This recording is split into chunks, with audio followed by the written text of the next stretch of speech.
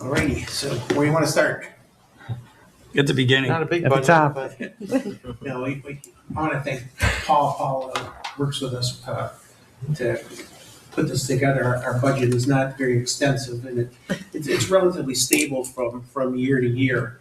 But it shows the justices' salaries. There's no projected increase. Clerical assistants, right now we're down to 3 full-time and 1 part-time clerk. One of our part-time clerks just recently retired in the last month or so. And one of our other part-time clerks is out on medical leave. So we're a little bit short-handed, but we're coping. What else? Overtime pay. They generally don't take much in overtime. They tend to take comp time. And that usually works out because they're working all day. And a lot of times they stay past 4:30 because my court's still in session. And Judge Sutler's case, the court's at night. So a lot of times the courts stay over and work in your court at night. So they generally take comp time for that. Capital purchases. Really, we don't have any really capital purchases we're looking to buy right at this point in time. We put that in there just in case there is the idea. We're trying to add a room onto our court for purposes of a conference. I know Judge Stepler's been working on that. If you want to comment on that, Judge. We are still in the planning phases, and we have been collaborating with the town officials here and in collaboration with Monroe County as well. And Supervisor Sheldon, if you have any additional comments you'd like to make, I know you've spearheaded this project along with Councilman Cahill as the liaison to the courts. And we're still working out all of the details. I actually got a call from the county while we were up here, so I assume that I will have more information on funding and stuff like that tomorrow. So that room would be in the open area now that's used for voting. There's an area over there that's really not in use that we're trying to use as a conference room. no, and you guys do need a jury deliberation space. So it would serve dual purposes: attorney-client meeting rooms during court dockets, and when we have jury trials, it would serve as a jury room. So that's kind of a long-term project, but having some wiggle room with the capital purchases may allow us to provide equipment as needed when we're hoping that room is open. And I should also add that we did a security audit through New York State this year, and they have been assisting us as well in helping plan future court projects, and also with the idea that we are eligible for state funding to sponsor some of these projects as well. And that has been something we've been working in conjunction with administration here with the town as well. Are we going to publish that audit? Do you know? It actually was released, I believe, today. I haven't seen it yet. So I do have a copy. I think it's in my email right now, and I asked the clerks to print off a copy for me. I haven't taken a peek at it yet, but that is available for the board to If you could send it to everybody, Absolutely. that'd be great. We'll get that right over to you. Thank you. The Office of Court Administration Yes. out of Syracuse. Thank you. Yes. I spent the morning going through everything. So Well, the trip to Chile was a real eye opener. That's for sure. Yeah. And I should also say They did it right in Chile. thank most you certainly to Councilman Cahill for joining the court guided tour of Chile Town Court, because they've been very helpful. And we've learned a lot from what other courts have done, and Chile was very helpful in terms of providing us information to help guide us through this process as well. So It was thank you impressive for sure. assisting us. the computer equipment, we just got all our computers from the state of New York. So that's why it was 3,600 in the past, but this coming year at zero because they're all New York State computers. So conference expense is to send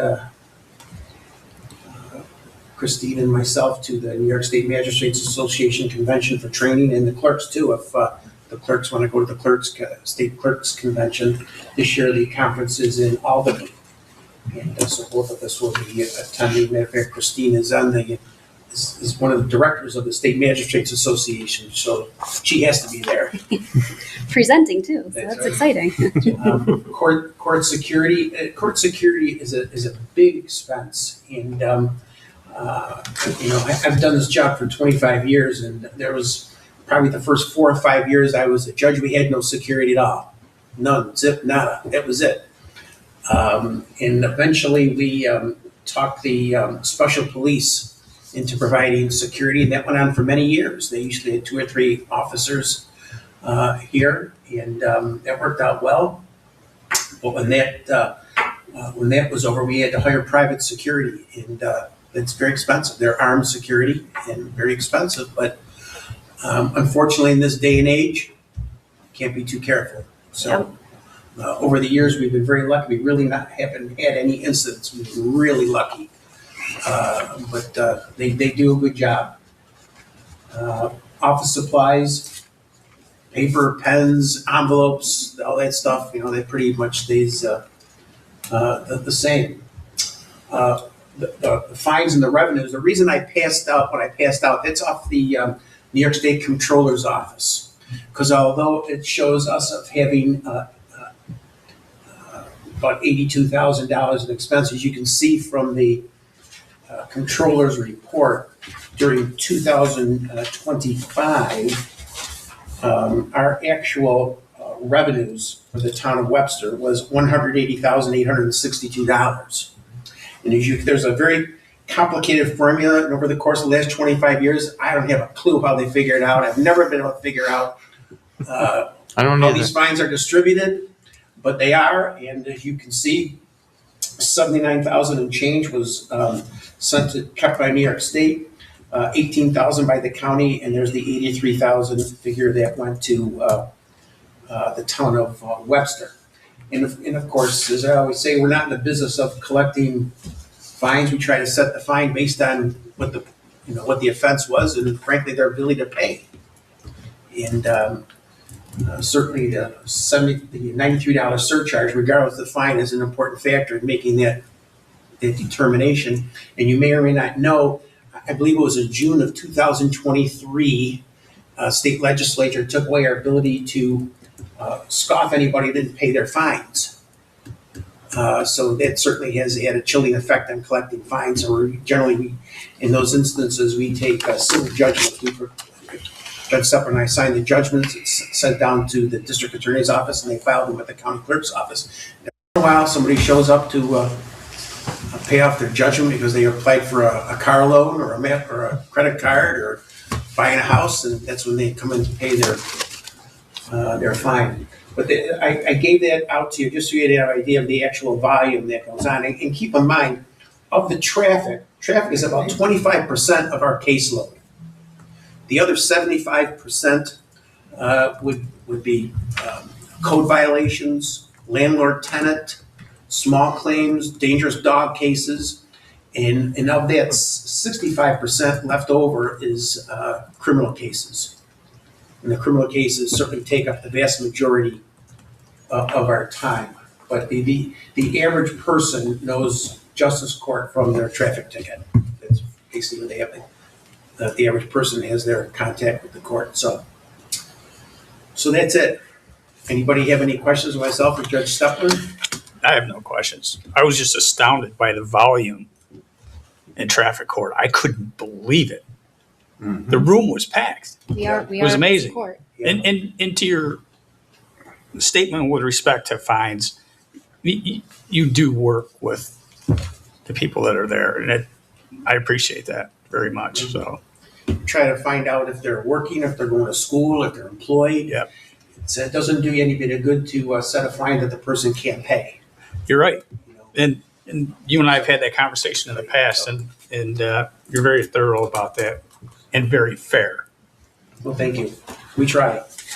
And then just to expand on the computer equipment and licensing line, the benefit of going to conferences for our staff is Steve went to a conference and learned that the state pays for those computers. So before we were paying for them, he went and learned it. And now the state pays for them, which they would have done anyways for years. So sometimes those conferences do pay off. Well, they do. Absolutely, 100%. You always learn something. Yeah, you always learn absolutely. something. It's in this case, it was a very simple, easy thing to learn. Of he was like, he told me, so he's like, I'm going to definitely go stop paying for those things. Yep. And a tremendous benefit to not only the court, but the entire town of Webster. Yes. So it was great information to learn. Thank you. I did have one other point that I wanted to, just to follow up with one of Judge DeSalvo's remarks regarding our clerical staff. He had mentioned that we currently have 3 full-time employees and 1 part-time employee. We are in the early phases of searching for a new part-time employee to fill the open position that we have now. And within the next, well, I would say we are planning for the future. We do have another part-time clerk, and she has no plans of leaving us anytime soon. That is, But she's been with us 35 years, Yes. so. so we do have to be realistic about our future planning, and I'm hopeful to have meaningful conversations in the future about considering merging the two part-time positions into one full-time position. Based on the caseload that we have now and court management, having 4 full-time clerks may be more efficient for court operations, and it may be beneficial to the how cases are handled and managed by the clerks. And as you all know, they are the backbone to the court system. We are so fortunate to have an excellent staff of clerks, and their job ranges from interfacing with the public on a daily basis to managing confidential court records and ensuring efficient courtroom proceedings. So bringing in good people, that is a critical part of continuing the tradition of excellence that our courts have upheld. So it may be something. We're always talking about it. We're always planning for the future and in contingency planning. It has no impact on our budget this year whatsoever, but it is something I wanted to mention, as it may be something that we are bringing to you later on down the road. So that's it. We appreciate Thank your you. time. It's Thank great you. to see all Thank of you. you.